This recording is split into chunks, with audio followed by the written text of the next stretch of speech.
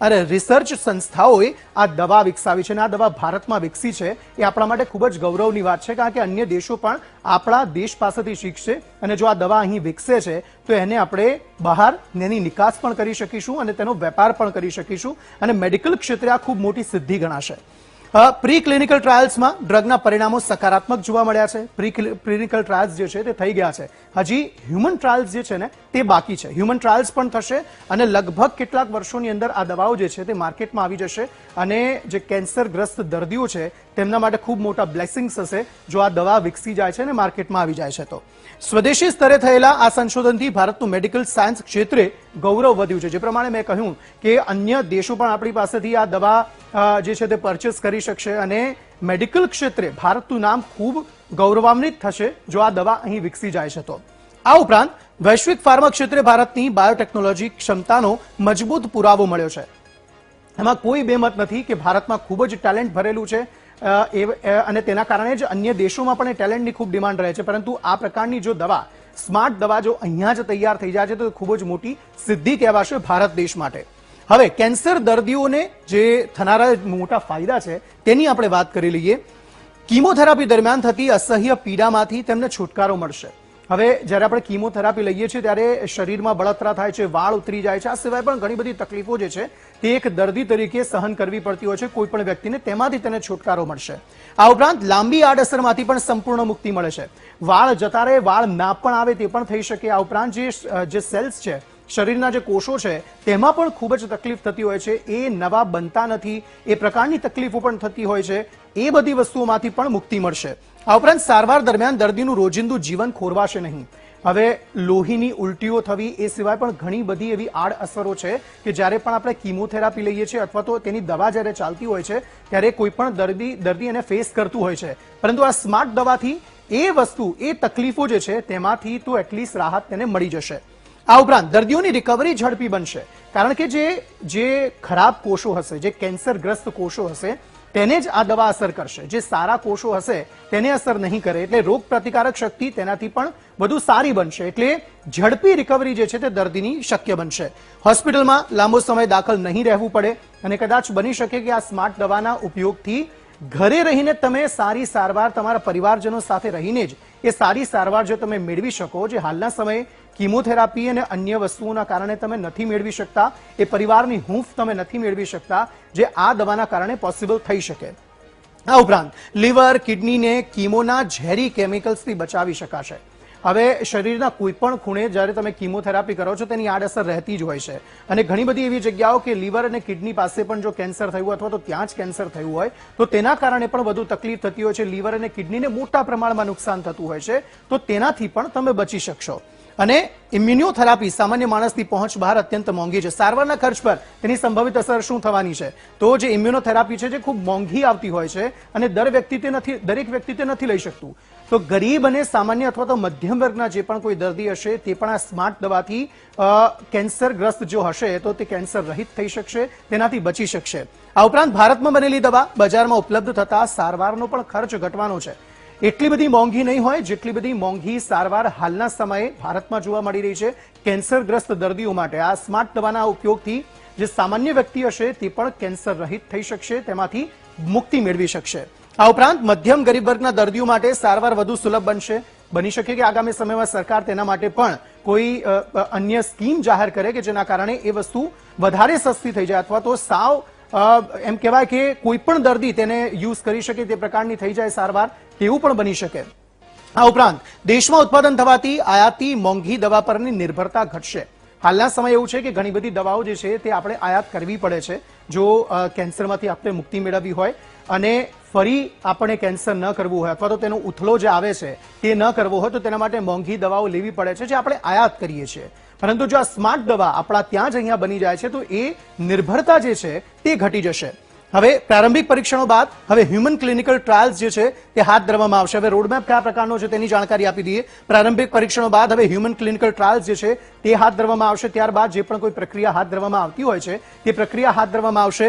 ડીજીસીઆઈની ડીસીજીઆઈની તમામ મંજૂરી મળ્યા બાદ જ દર્દીઓ માટે આ દવા જે છે તે ઉપલબ્ધ થશે. સ્વાભાવિક છે કે ક્લિનિકલ ટ્રાયલ્સ જે પૂરા થઈ જાય, હ્યુમન ટ્રાયલ્સ પૂરા થઈ જાય અને ત્યારબાદ મંજૂરી મળે તો જ તેઓ દવા માર્કેટમાં આવી શકે તેમ છે. તેવામાં હવે દવાઓ માર્કેટમાં આવે અને કેટલી રાહત દર્દીઓને મળે છે તે જોવું રહ્યું. ટ્રાયલ સફળ રહેતા આગામી થોડા વર્ષોમાં આ દવા માર્કેટમાં આવી જશે. હવે એક્સપેક્ટેશન એવી છે કે લગભગ 2 થી 3 વર્ષ જેટલો સમયગાળો લાગી શકે છે કે જેમાં આ દવા જે છે તે દર્દીઓ માટે ઉપલબ્ધ થઈ શકે છે. અને જો આ દર્દીઓ માટે આ દવા ઉપલબ્ધ થઈ જશે તો ખૂબ જ મોટી બ્લેસિંગ્સ એ તમામ કેન્સરગ્રસ્ત દર્દીઓ માટે રહેશે કે જેઓ મોંઘી દવાઓથી કંટાળી ગયા છે અને આ ઉપરાંત એ દવાઓની સાથે સાથે એ મોંઘી થેરાપીથી કંટાળી ગયા છે કે જેમાં લોકો અસહ્ય પીડા સહન કરે છે. પરંતુ આ દવા આખરે કેટલી અસરકારક છે અને જો કોઈ ડોક્ટરના મોઢેથી જ આપણે આ સાંભળવું હોય તો આ માટે એક ડોક્ટર પણ આપણે લાઈવ જોડી ગયા છે. ડોક્ટર નિલેશ મહાલે જે ઓન્કોલોજીસ્ટ છે તે આપણી સાથે ઓનલાઈન જોડાઈ ગયા છે. સર, સ્વાગત છે આપનું વીટીવી ન્યૂઝમાં. સર, સૌથી પહેલો સવાલ એ કે આ નવી સ્માર્ટ ડ્રગ દર્દીઓને કેવી તકલીફોમાંથી અને કેવી રીતે મુક્તિ અપાવશે?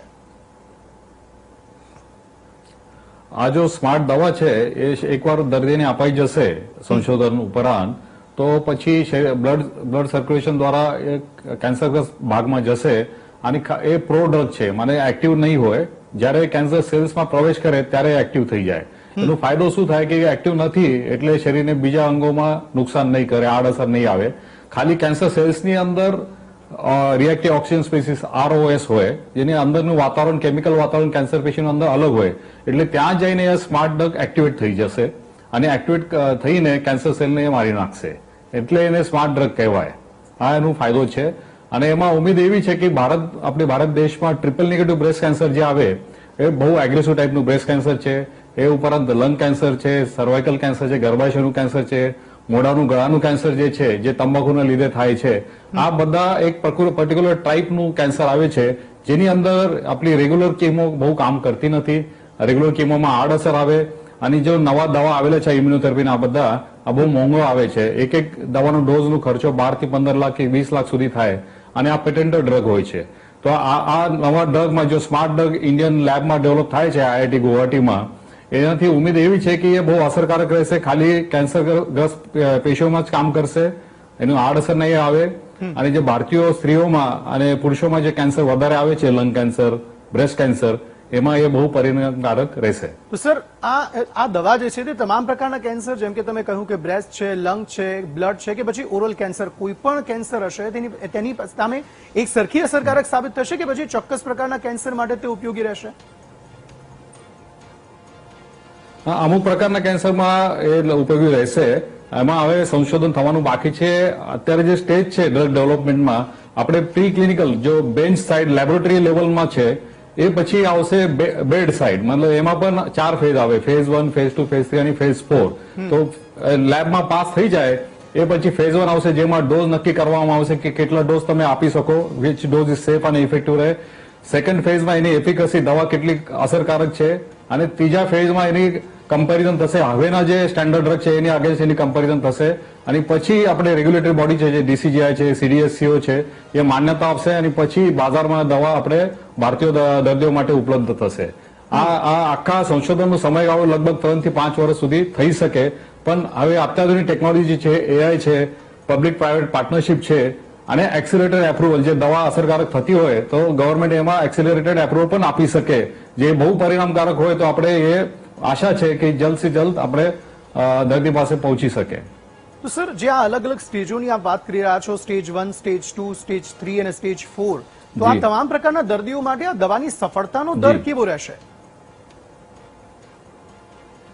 એમાં આશા એવી છે કે હવે અત્યારે શું થાય છે કે સ્ટેજ 1 માં કિમોથેરાપીનો અસર લગભગ સારું રહે છે. પછી જે રેઝિસ્ટન્સ આવે છે, બીમારી પાછો આવે, તો એમાં સેકન્ડ ફેઝમાં એનું અસર બહુ ઓછી થઈ જાય, 10-20% થઈ જાય. તો નવા દવાથી ઉમેદ એવી છે કે એમાં પણ એ લગભગ 60-70% એ ફાયદો કરી શકે છે. અને સૌથી ઉપર એમાં ફાયદો એવો છે કે કિમોથેરાપીને હેલ્પ કરે કે કિમોથેરાપીનું સબસ્ટિટ્યુટ પણ બની શકે. પણ this is very primary stage. અત્યારથી કઈ પાકો કહી નહીં શકાય એનો અસર કેટલું રહેશે. અચ્છા સર, તો આ લેબ ટેસ્ટિંગ પછી હવે આ ડ્રગનું હ્યુમન ક્લિનિકલ ટ્રાયલ, તેને કેટલો સમય લાગશે અને ખાસ બજારમાં આવતા આ ડ્રગને કેટલો સમય લાગશે? ટ્રાયલ્સમાં ઓછામાં ઓછા 5 વર્ષ સુધી સમય લાગી શકે એની અંદર. ઠીક છે. જે રેગ્યુલર તમે નેટવર્ક યુઝ કરો, જે પ્રાઇવેટ કંપનીઓ ડેવલપ કરે એમાં તો લગભગ 5 થી 10 વર્ષ થાય, પણ આ ગવર્મેન્ટ સિસ્ટમ ડેવલપ કરે છે. અને આપણે દેશમાં બહુ ફાયદાની વાત છે કે નેશનલ કેન્સર ગ્રીડ કરીને એક સંગઠના છે, ટાટા મેમોરિયલ હોસ્પિટલના અંતર્ગત આવે છે અને સેન્ટ્રલ ગવર્મેન્ટ એને સપોર્ટ કરે છે. એકવાર ફેઝ 1 ફેઝ 2 સ્ટડી આવી જાય પછી આપણે જે નેશનલ કેન્સર ગ્રીડનો ઉપયોગ કરીશું તો આ દવા 5-1 વર્ષ સુધીમાં પેશન્ટ સુધી પહોંચી શકે છે. તો સર, આ જે દવા છે તે કેન્સરની હાલની જે સારવાર છે તેના કરતા કેટલી સસ્તી બની શકે છે? મને આશા એવી છે કેમ કે ગવર્મેન્ટ ડેવલપ કરે છે એટલે ઘણી સસ્તી આવશે. તો સર, આ ડ્રગ અને એકલી એ સ્મોલ સંપૂર્ણ સારવાર મોલિક્યુલ ટાઈપનું આવે છે એટલે એનું નિર્માણ પણ ઇઝી રહેશે. જી. તો સર, આ ડ્રગ એકલી જ સંપૂર્ણ સારવાર તરીકે કામ કરશે કે પછી તેના માટે અન્ય સર્જરી કે પછી રેડિયેશન થેરાપીની પણ જરૂર પડશે? આપણે એને બ્રહ્માસ્ત્ર તો નહીં કહેવી શકાય, પણ એમાં દરેક કેન્સરનું એવું છે કે તમને જે સારામાં સારું પરિણામ જોતું હોય, ધારો કે મોઢાનું કેન્સર હોય તો એમાં તો ઓપરેશન તો કરવાનું આવે છે મોટા ભાગે. પછી બ્રેસ્ટ કેન્સરમાં પણ પહેલા ઓપરેશન આવે, પછી કીમો, અને પછી કીમોને કાં તો રિપ્લેસમેન્ટ કાં તો કીમોને સહયોગી ડ્રગ તરીકે આ સ્માર્ટ દવાનો ઉપયોગ થઈ શકે છે. સર, એક છેલ્લો સવાલ. ઘણીવાર સારવાર પૂરી થયા બાદ કેન્સર પાછું પણ આવતું હોય છે. શું આ સ્માર્ટ ડ્રગ દર્દીના કેન્સરમાં કોષો ફરી સક્રિય થતા અટકાવવામાં મદદરૂપ થશે? મને વધારે આશા આ પાછો જે બીમારી આવે, કેન્સર ફરી વખત જે ઉપડી મારે, એમાં વધારે એનું અસરકારક થવાની શક્યતા રહે. જે અત્યારે કીમોમાં જે કેન્સરમાં દવા યુઝ થાય છે, સિસ્પ્લાટિનમ, પ્લેટિનમ, ટેક્સેન, જે કે મોઢાનું કેન્સર છે, બ્રેસ્ટ કેન્સર છે, અને પ્રોસ્ટેટ કેન્સર છે, અને લંગ કેન્સર છે, આમાં પ્લેટિનમ અને ટેક્સેન દવા યુઝ થાય છે. અને એકવાર આ દવા જે ફેલ જાય એ પછી ઓપ્શન બહુ લિમિટેડ છે, એ પછીનો ઓપ્શન મોંઘું આવે છે, એ પછીનો ઓપ્શન જે અસરકારક ઓછું છે, અને એમાં આડઅસર પણ વધારે છે. તો આ સેકન્ડ લેવલનું જે આવે છે રિલેપ્સ કેન્સરમાં, રિકરન્ટ કેન્સરમાં કે મેટાસ્ટેટિક કેન્સરમાં, એમાં મને આશા છે કે આ દવા કામ લાગશે. ઠીક છે સર, આભાર અમારી સાથે જોડાવા બદલ અને આ સમગ્ર માહિતી આપવા.